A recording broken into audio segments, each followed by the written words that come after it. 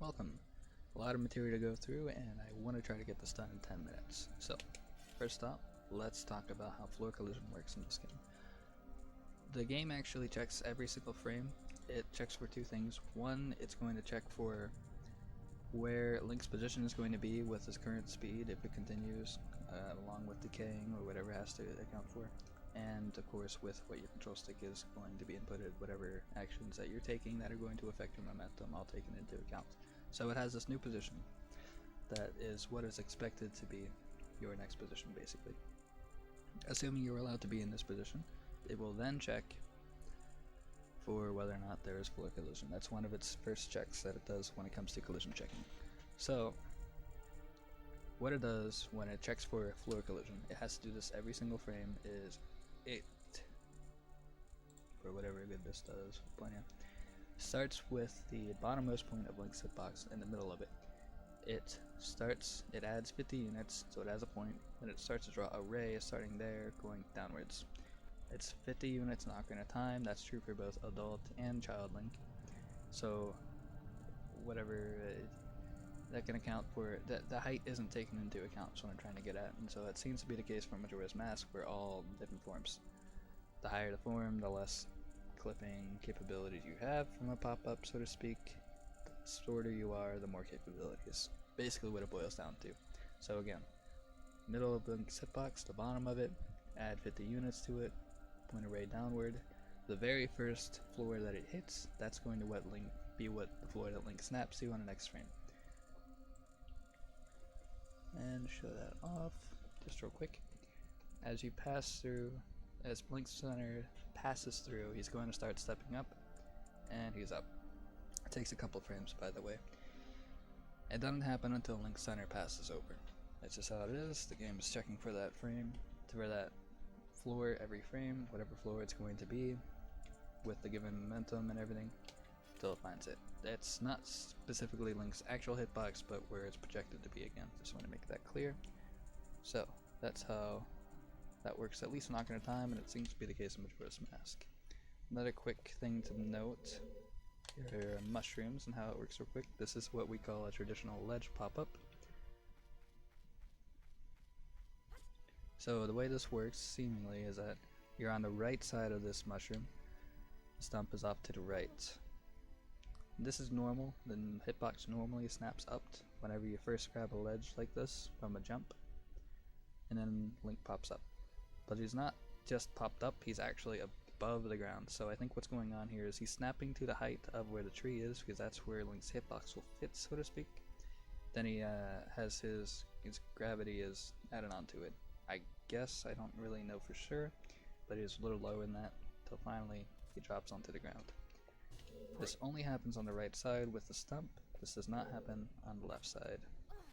Again, his hitbox doing that weird thing is normal for whatever ledge that you do, but he doesn't pop up on the left side. I think it's very obvious because the stump isn't on the left side, pushing his hitbox up higher.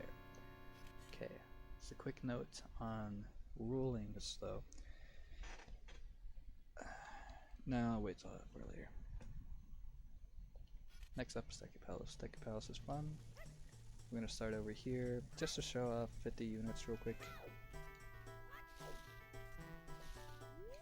I don't know if this is necessarily accurate, but bottom of Link's feet to the ground is supposedly 50 units.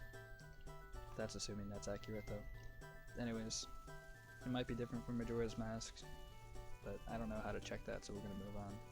This is interesting. So Link can be standing still and still pop up.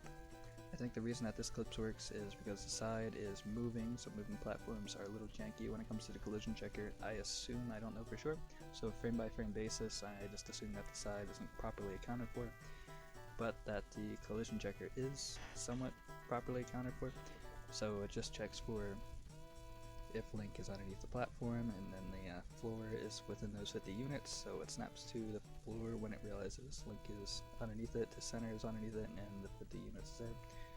Yada yada, he clips up what I assume is to be a clip. Then of course we have over here, change clips. The collision for the platform seems rather normal. Doesn't seem like there's anything normal about it, or abnormal about it. There is collision underneath, so that is important. What is important here is that what I was saying about earlier, height is very important when it comes to pop-up clipping capabilities. Link's hitbox is actually shortened while he's Deku flying, which means he's able to clip under a little faster, or with a higher height as far as the bottom of his hitbox is concerned, and get underneath the platform to raise him.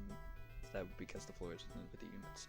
Just to show that off, if you look at Link's Z position, it's 989, it's still 989, still 989.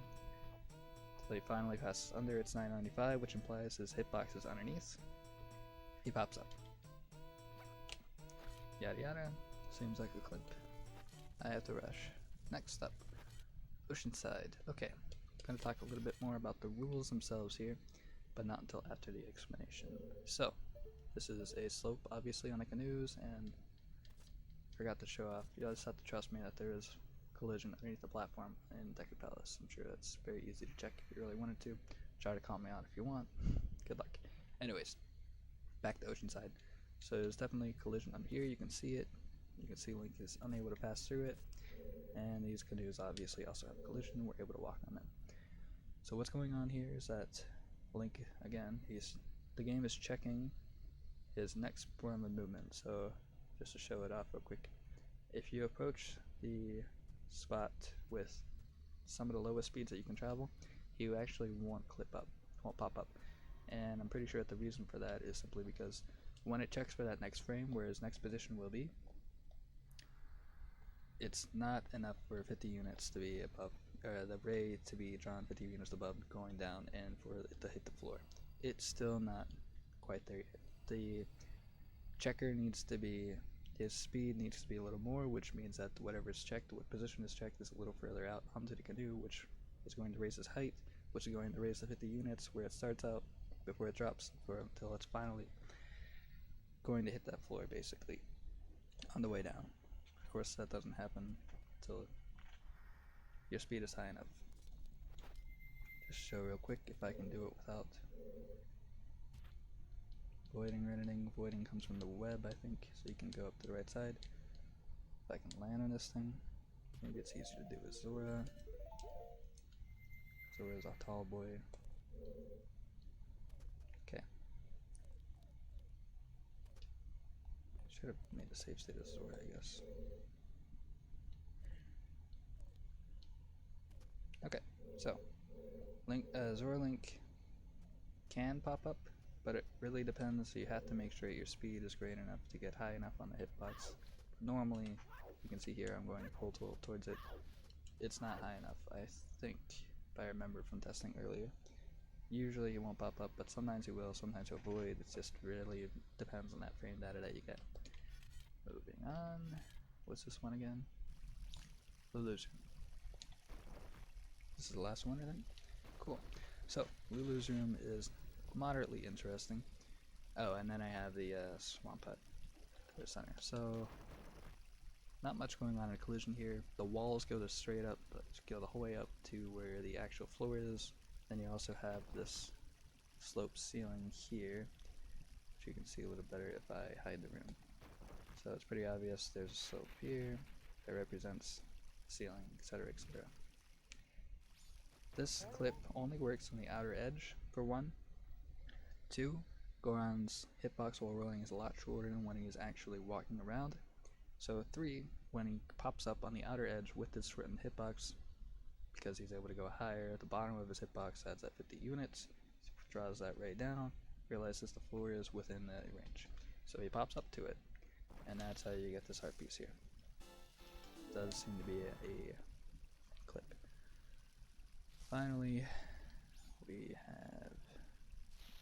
Probably went in the wrong way, didn't I? Yep. Oh well. This interesting bit right here.